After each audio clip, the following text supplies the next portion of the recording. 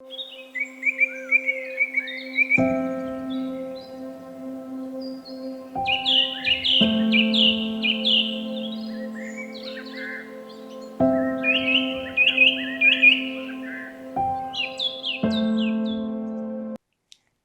beautiful people, and a warm welcome to the Surrey Art School studio.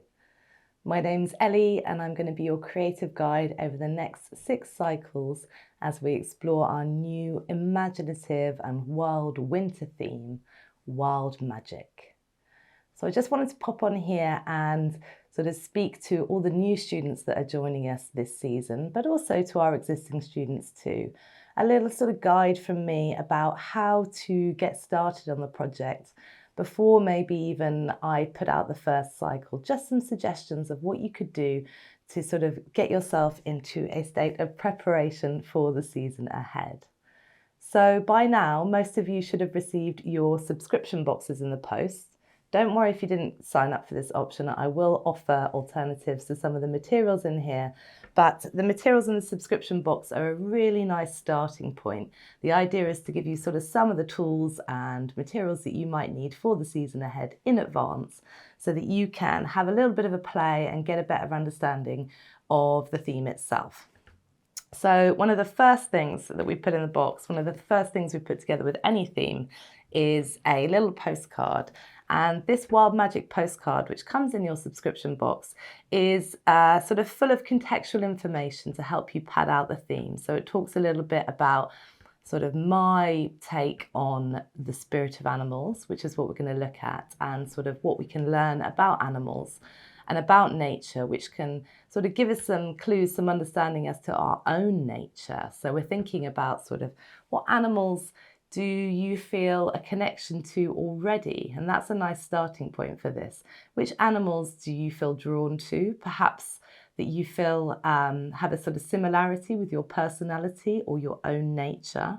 And also, what environments are you most drawn to? So for example, for me, I find water incredibly soothing, and that's the element that we're going to start our journey with. So think about things like the sea or a lake or a mountain or a cave.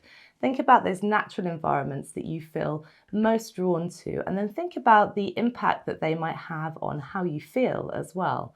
So I like nothing more than to climb up to a sort of high view, maybe a mountain or a hillside, and to be able to see for sort of miles around me. That's something that I think growing up in the West Country as a little hobbit on a hill, I got that experience sort of early in life, and always makes me sort of feel a little bit more grounded when I'm up on a hill.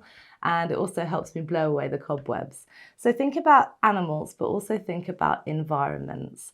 And you may want to start to make some of your own notes about the project. You may want to start to research maybe in magazines or on the internet some images of some of the animals that you feel most drawn to. Now, I teach in a way that leaves things open-ended, so there is plenty of space to make this project sort of personal to you, to to develop your own research around the themes and topics that I offer up, to expand. So I will offer a starting point in each tutorial, and then it's up to you if you want to expand on that, to take it a little bit further. So I've talked about the postcard. We also send you some paints in your subscription box. This is what mine look like because I've already started using them. And just to let you know that just behind this little watercolor sort of strip with the 5 different paints that we've chosen for this season, there is a little piece of paper and it tells you the names of the paints. So we're not sending you out a mystery parcel here. Those are printed on a little sheet which is just sort of tucked in behind that watercolor paper and correlates with the pattern of where the paint's been put onto that watercolor paper. So you have permission here to get your paints out and have a play with them. All you need is a brush. Dip your brush in some water, drop a little bit onto each colour, and then get a little bit of it out and put it in your sketchbook, and you can sort of label that, and you can think about why we might have chosen those paints and perhaps which paints we might be thinking of using for each element of this project. But just have a play. These materials are here for you to have a play with, okay? They're not sacred. So get them out and experiment with them. We've also sent you a little pastel pencil. This is a sort of cool grey pencil.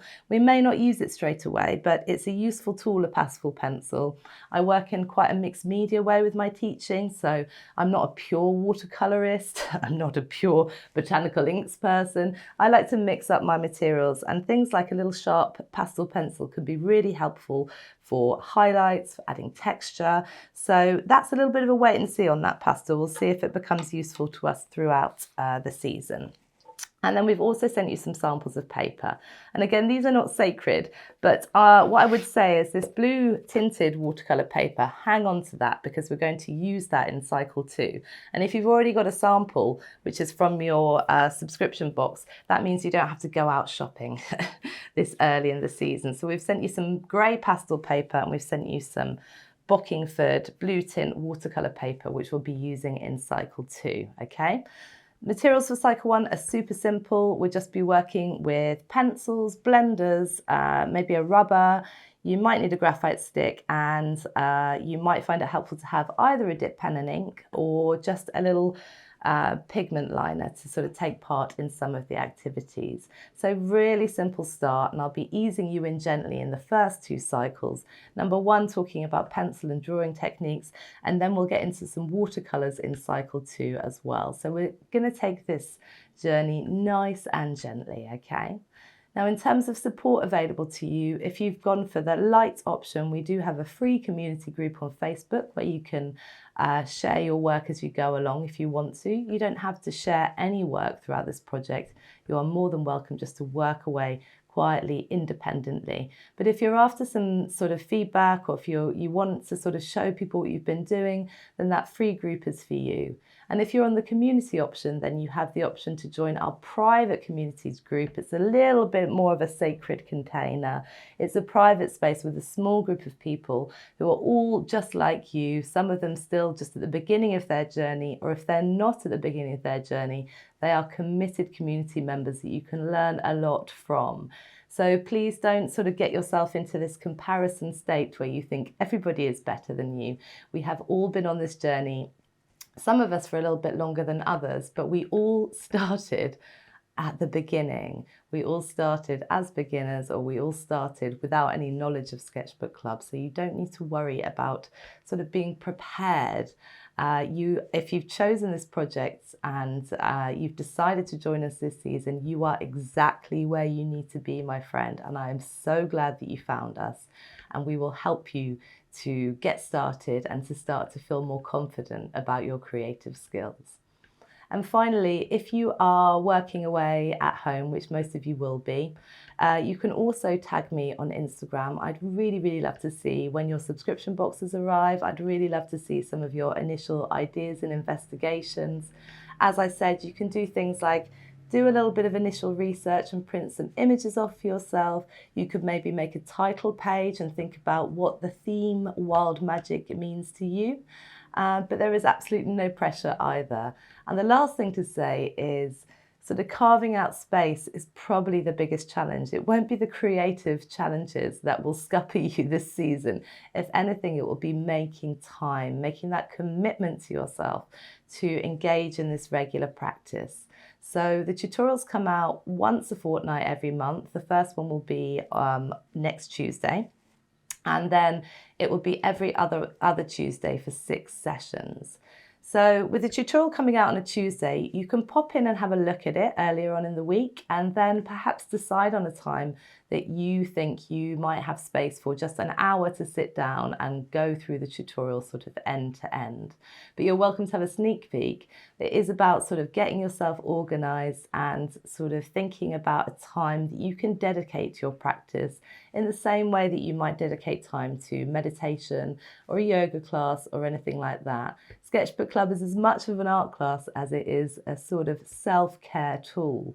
So, you know, treat it like that. Treat it like a long bath. Treat it like a nice walk in the woods, and you will really get the best out of it this season. So I really, really hope that you enjoy some of the materials that we've sent you already. And I just want to sort of, you know, just to reassure you that this is a really gentle journey. This is a community journey. You are surrounded by like-minded people who have chosen to go on this journey with you, with me this season. And I promise to sort of be there to support you throughout that journey, and that you are very safe in my hands.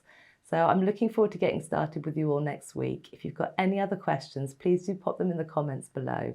And let's really enjoy this imaginative start to the winter season. Winter can be a difficult time for many of us, and I don't want you to wish it away this year. If you can, try and stay in it and enjoy this journey as it unfolds. Just making that time, making that commitment to yourself, and just remembering that yes, we are still in winter, so to take it gentle and to take it slowly, with so much love from me.